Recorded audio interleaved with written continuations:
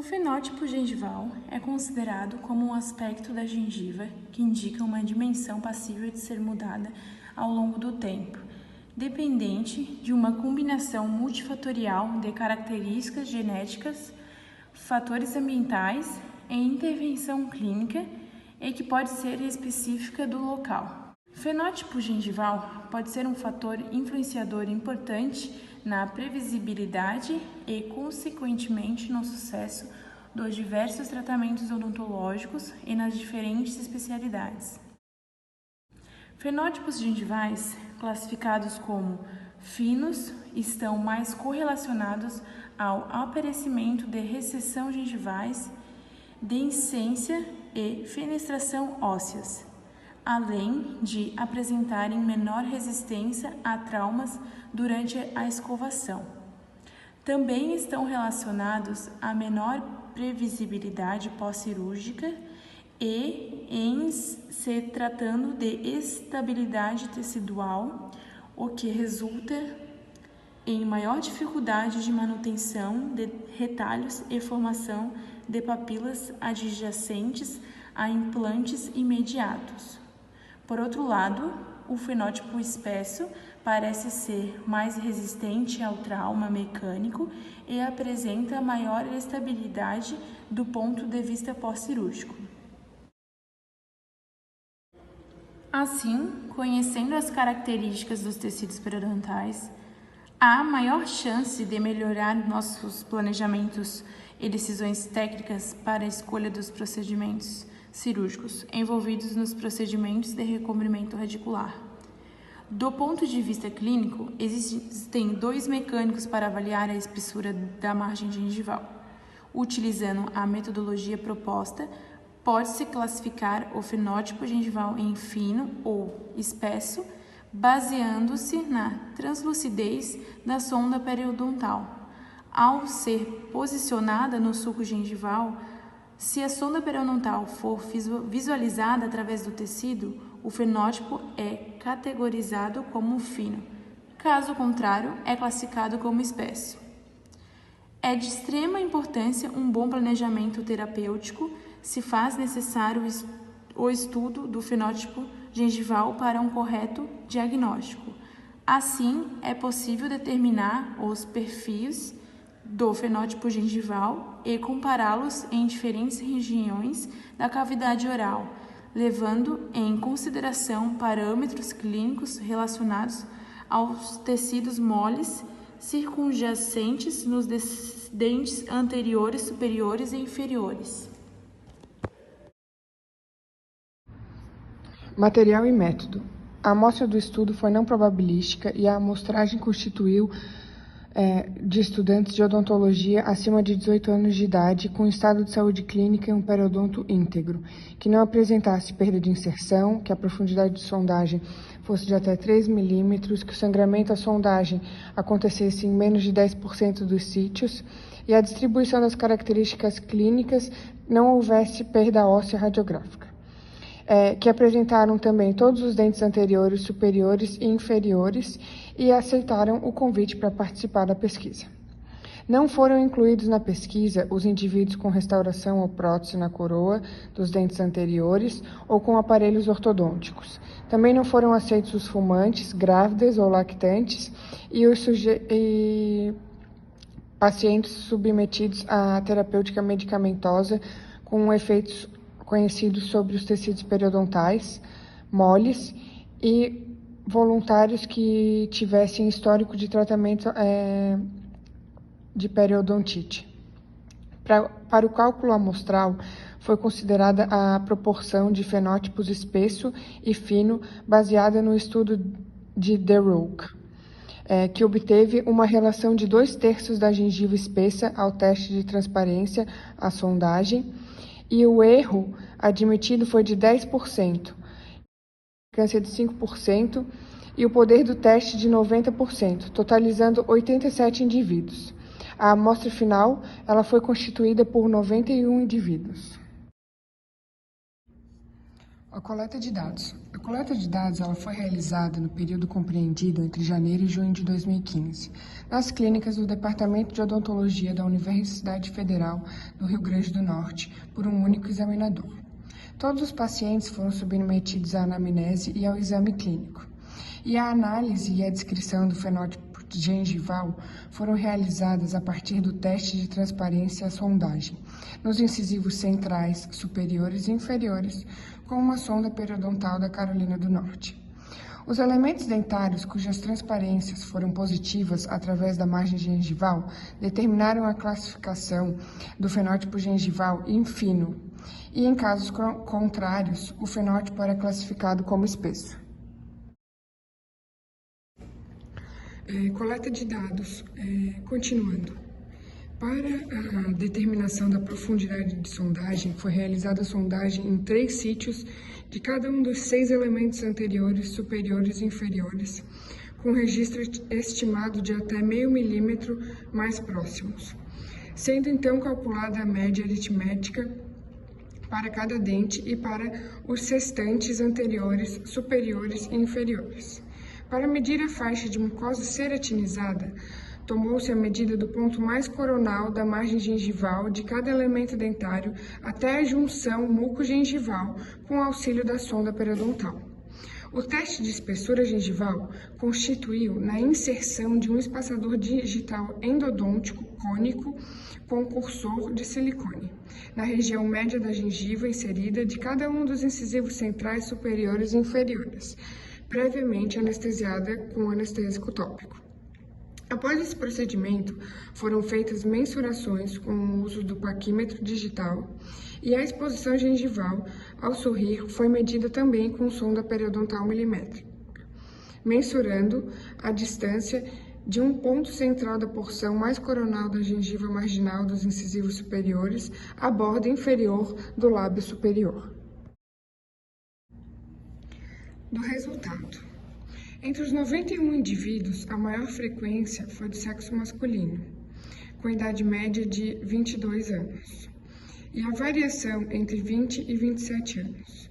Quanto à raça ou cor, predominou a branca, seguida pelas raças parda e negra. A exposição gengival ao sorrir predominou entre a faixa de 2 a 4 milímetros, seguida pela faixa inferior a 2 milímetros e pela faixa superior a 4 milímetros. Quanto ao fenótipo gengival, o tipo espesso predominou na região superior, enquanto que o fenótipo fino foi mais prevalente na região superior.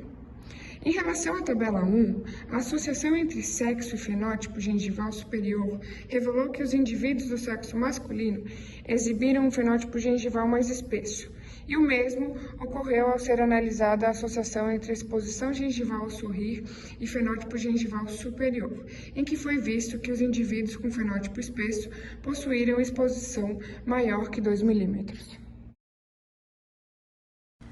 Na tabela 2, nós podemos observar que a análise emparelhada das médias das faixas de mucosa ceratinizada dos grupos de dentes avaliados mostrou que houve a diferença entre dentes superiores e inferiores, em que a média da mucosa dos dentes anteriores e superiores possui quase o dobro do valor médio da mucosa dos elementos equivalentes no arco inferior. E a medida da espessura gengival também foi maior nos incisivos centrais superiores do que nos incisivos centrais inferiores. Também vale constatar que a diferença estatística na análise das médias de mucosa ceratinizada de caninos e incisivos, tanto superiores quanto inferiores, e a faixa de mucosa mostrou-se maior tanto para os incisivos superiores quanto para os inferiores em relação aos caninos superiores e inferiores, respectivamente. Na tabela 3, nós podemos observar que houve uma correlação positiva moderada com significância estatística entre a mucosa ceratinizada dos incisivos centrais superiores e a espessura gengival superior, e entre a espessura gengival dos incisivos inferiores e a espessura gengival dos incisivos superiores, bem como houve a correlação positiva fraca com significância estatística para a mucosa ceratinizada dos dentes superiores e a mucosa ceratinizada dos dentes inferiores. E entre a mucosa ceratinizada dos incisivos centrais inferiores e a espessura gengival dos incisivos inferiores, nesses casos, a proporcionalidade das correlações ainda foi mantida. Na tabela 4, nós podemos observar que a análise do fenótipo gengival em relação à média das faixas de mucosa ceratinizada de incisivos superiores e inferiores apontou uma diferença estatística significativa, indicando que os indivíduos com fenótipo gengival superior espesso, eles possuem uma maior faixa de mucosa nos incisivos superiores do que os que possuem fenótipo gengival superior fino. E o mesmo pode-se observar em indivíduos com fenótipo gengival inferior espesso, embora em maior quantidade de fenótipos gengivais inferiores tenha sido a fina. E em relação à espessura gengival, pode-se verificar que os indivíduos com fenótipo gengival superior espesso, eles possuem uma maior média em milímetros de espessura gengival superior do que aqueles cujo fenótipo é fino. E no caso de indivíduos com um fenótipo gengival inferior espesso, a média de espessura gengival inferior também foi maior. Quando foram analisadas as médias de mucosa dos dentes, sendo os dentes de canino a canino, superiores e inferiores, em relação ao sexo, foi possível também perceber que existe uma diferença estatística entre o sexo masculino e feminino, sendo que homens apresentaram maior média de mucosa ceratinizada. E não houve a diferença estatística para sexo e mucosa ceratinizada dos dentes inferiores. Para a execução de tratamentos previsíveis e que garantam o sucesso das terapias de reabilitação, para o restabelecimento da função, melhor estética e manutenção da saúde periodontal, vários autores têm se engajado no estudo do fenótipo gengival. Como resultado, várias alternativas diagnósticas têm sido sugeridas na literatura, embora nenhuma delas seja precisa devido à dificuldade em medir e quantificar todos os parâmetros que determinam cada tipo de fenótipo.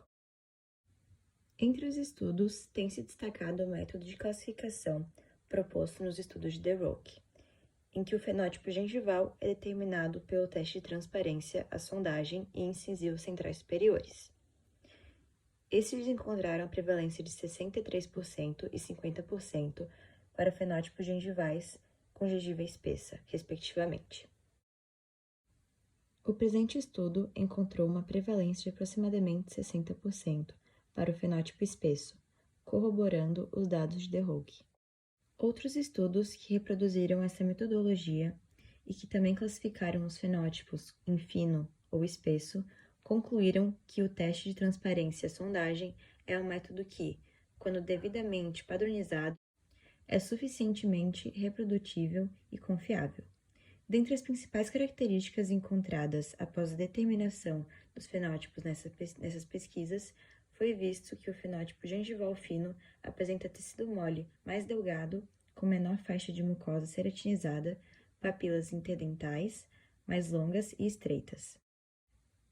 Já o fenótipo espesso foi caracterizado por apresentar maior faixa de mucosa ceratinizada com aspecto denso e fibrótico, bem como papilas mais curtas e largas.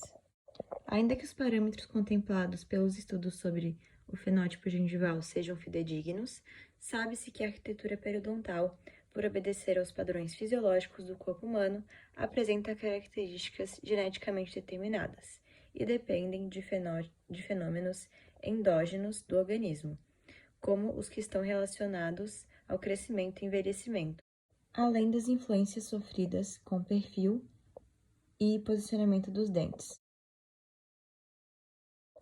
Embora as características morfológicas da gengiva tenham fatores visuais determinantes, além daqueles naturalmente determinados, como a dimensão do processo alveolar e os eventos que ocorrem durante a erupção dentária, outros aspectos devem ser levados em consideração, como a espessura da mucosa ceratinizada. Esse parâmetro clínico pode ser avaliado tanto por métodos invasivos quanto não invasivos, ambos igualmente eficazes e de fácil reprodutibilidade. O reconhecimento das características de saúde periodontal de pacientes que procuram por tratamentos que envolvam estética e, sobretudo, restabelecimento funcional é um dos aspectos primordiais na avaliação periodontal. Nessa perspectiva, a sondagem do periodonto está entre os mais relevantes métodos de escolha para uma avaliação periodontal e determinação do fenótipo de cada paciente. Sondas periodontais foram empregadas para realizar o teste de transparência sondagem e estimar e diagnosticar os níveis de saúde periodontal em cada indivíduo, para identificar seus respectivos fenótipos gengivais. Esses fatores podem modular o comportamento clínico das estruturas periodontais que determinam cada tipo de fenótipo. Contudo, não foi possível analisar as variações na arquitetura e na saúde periodontal com o volume gengival, dada a ausência de diferença estatística significativa e baixa correlação entre essas características encontradas neste estudo.